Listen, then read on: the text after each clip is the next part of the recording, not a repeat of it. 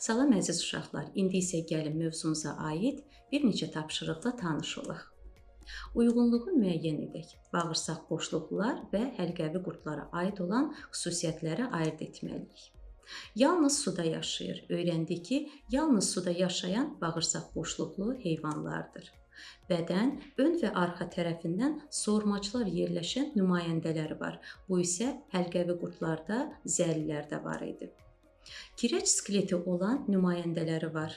Bu isə öyrəndiyimiz kimi bağırsaq boşluqlara aiddir. Oturaq həyat tərzi sürürlər. Bu da yenə də bağırsaq boşluqlara aid olan heyvanlardır.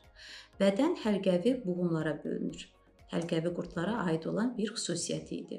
Koloniya halında yaşayan nümayəndələri var. Öyrəndiyimiz kimi bağırsaq boşluqların bəzi nümayəndələri koloniya halında yaşayır. Ağız hissəsi qolcuqlar ilə əhatə olunmuşdur. Əlbəttə ki, bu da bağırsaq boşluqlara aid olan bir xüsusiyyət idi. Şəkildə hansı heyvanlar göstərilmişdir?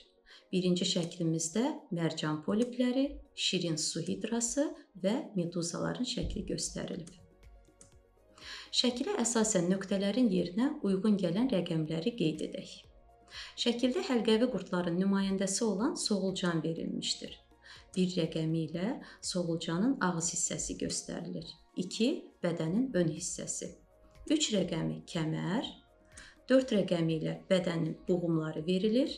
5 rəqəmi isə bədənin arxa hissəsi göstərilmişdir. Düzgün cavabların altından xətt çəkin. Qarınayaqlı mollyuskaların bədəni spiral şəklində qurulmuş çanağın, iki taylı çanağın içərisində yerləşmişdir. Öyrəndiyimiz kimi, qarınayaqlı mollyuskaların bədəni spiral şəklində qurulmuş çanağın daxilində yerləşir.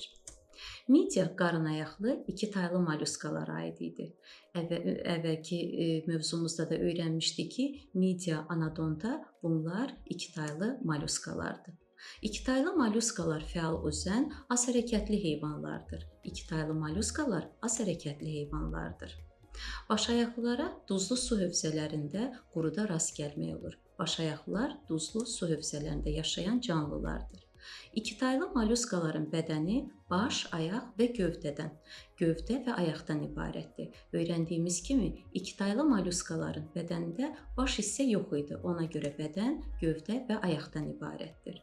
Başayaqlı mollyuskaların əksəriyyətində xarici çanaq olmur. Əlbəttə ki, qarınayaqlı mollyuskaların nümayəndəsi zolaqlı ilbiz, anadontadır. Əlbəttə ki, burada da cavabımız zolaqlı ilbizdir.